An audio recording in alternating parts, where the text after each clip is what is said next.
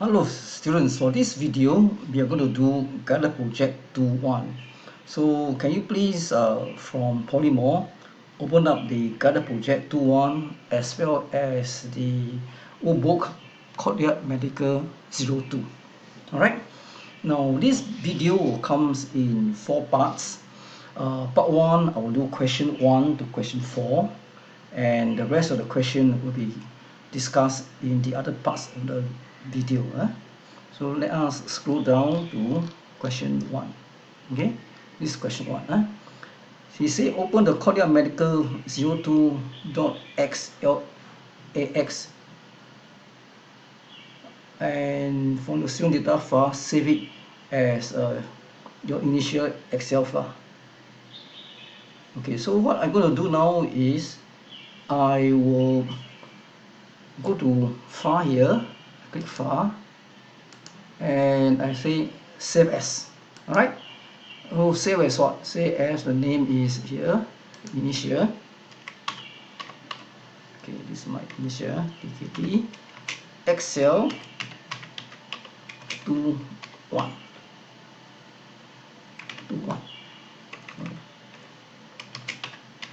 Okay, the file type no change, stay as .xlsx. How about the location? Location here, this is where I normally put my teaching material, but for this exercise I'm going to put it in the desktop. So I go to browse and I select desktop. Okay, this is my desktop here. Alright, this is my desktop. Okay, then I will click save. You save under Excel 2-1. So I say save. Okay, so this is how I save, and the file now is called TKT Excel 2-1. And we're going to do question 2. Enter and copy subtraction formula. What we're going to do is we're going to give the formula for cell E2, which is the margin.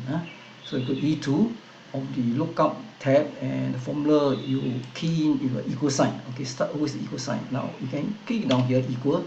You find that the equal sign also appear in the formula bar. In other words, you can do from here or from here, they're the same. You go to what? Okay, equal sign, and then click on D2. Okay, this is D2. Okay, D2, so it's D2, and then you say type a minus sign to subtract, and click cell C2. So we say minus C2. Alright, and then you say click the enter button on the formula bar. Okay, this is the enter button. Enter. Okay, so this is 1.49. So we get 1.49. Alright, then you say drag the file pointer to copy the formula in cell E2 to cell E3 E16. Okay, the file pointer here refers to the field handler. So you can come here, we copy all the way down here. Okay, so I copy down here, you can see this is the option here. You click this option, and here we want to say field without formatting. This one, this is field without formatting, so I choose this. Okay, so this is field formatting. So we only copy the formula. The dollar sign here is format, so we didn't copy format, we just copy the formula, the called formula. Alright, so because we didn't format, it says format cell E3 to E16 as currency. So I select all these, and I come here, this part here, I choose currency. Okay, currency. So we find that the dollar sign will be assigned to the numbers down here. So this is how I do my currency formatting down here. Okay, currency. Then it says click the autometry and select G5. Okay, autometry is here. This is autometry.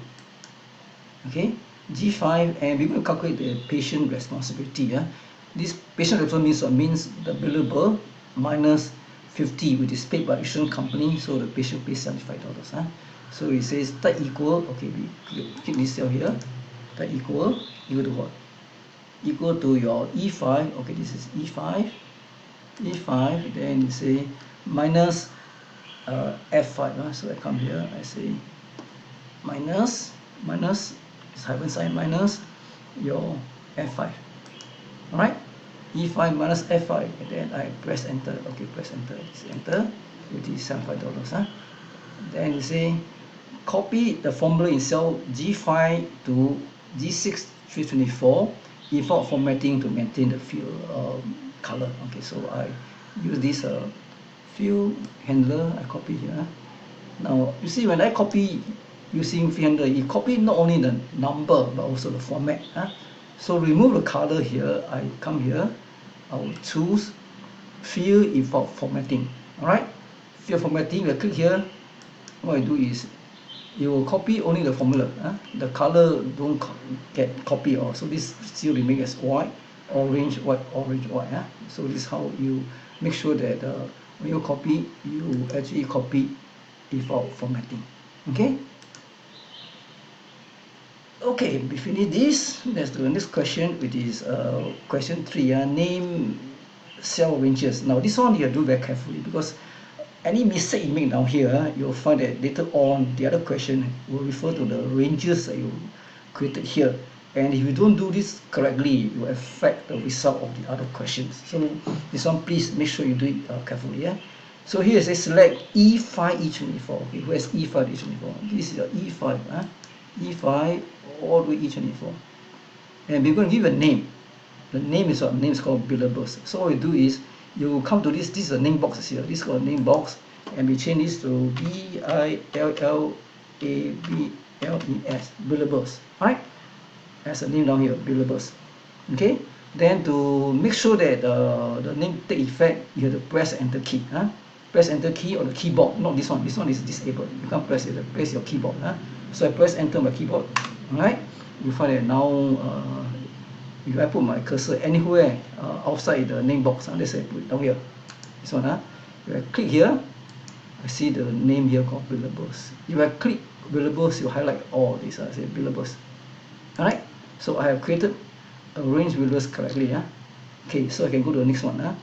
Next one is you click on the lookup data, and we're going to give the range A2 D16 a name called cost. Right? So you come here, look at data, select your A2 to D16. So A2 is here, A2 to D, okay, don't include E, D16. Okay, D16, right?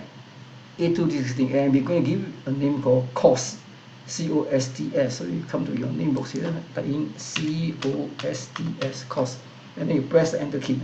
This is very important, must press the enter key, enter. Okay, so now if I move out, okay, I click here, I see two names, cost and billables. Okay, so now I'm going to do the third one.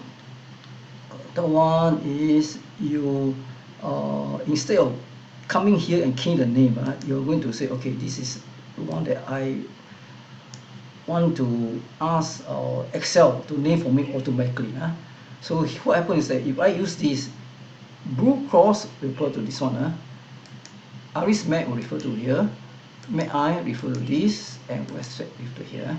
So I'll select all of these. Don't include the company name in the service charge. Just make sure that you choose H2 to I5. H2 to I5. Then you go to formula. Go to formula tab, and you choose this one here. Create from selection. Okay. Now this is creating your range names from selection. So I say click here. Okay. Then you ask us, where do you want the names to come from? By default, you will tell us left column. This is what we want. These are the names. These are the cells. So we say, okay, this is what I want. So you click OK. You see, select the left column and click OK. Left column, click OK. Okay, click OK. So now that's why it says here. You click A1. Okay, A1. A1. You put here.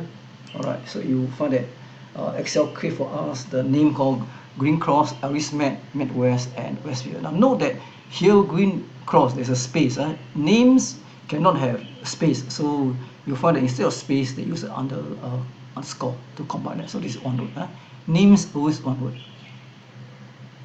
Okay, so now we're going to do question 4. Use the range names with average, mean, and max. So go to the autometry tab. This autometry tab. Okay, autometry tab. And then we want to go to cell D27. This is D27 here. D27, and we're going to find what's the average billable. So what you do is you come here, you click on this one and type equal to AVR. Press tab here means press the tab key. Alright, so I come here, I say equal to AVER. As I type, you find here average. So when I use tab, is auto fill. So I put tab, fill for me, average. Alright, so this auto fill. So average of what? Then we say average of cells E5 to E24. Okay, E5, E24. This is E5, E24. Okay, here. Alright, now you find that when I click in E5, E24, the cell address get changed to the billables, because billables refer to your cell E524. So billables, and then they tell you the range name is substituted in the formula when you select the cells in the worksheet. So what we do is you have to press enter for this formula to take effect. So I come here and say enter. Right? So the average is 233.5. Okay? Then we finish this. Then we have to do D28. Now D28, we are going to find the maximum. Okay? So maximum, we're going to use auto sum. So what we do is D28, you click auto sum. Alright, auto sum is in your home. So go to home, then you choose here auto sum. Now auto sum, you're going to do what? You're going to do maximum. So you choose this one, max, max. Okay? So we max. Alright, max by default it says 27. Well, we want to do the max of what? We want to do the max of E5 to E24. So you go down here, you select max of E5 24. Okay, then you tell us it's actually max available. So this is correct. We press enter. Okay, so we get max is 475. Okay, enter. Then you say use min for cell D29 in the same cell rate. So this one is basically be come here, same thing. You go to home, auto sum. You're going to choose min, minimum. Okay, min. Alright, same thing. Then the next step is you have to choose this one.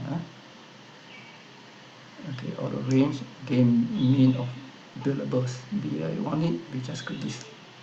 So this is your get. Average 223.5, maximum 475, minimum 125. Okay, so we finish this question. So that's the end of question 4. I will stop here and we will do question 5 in part 2.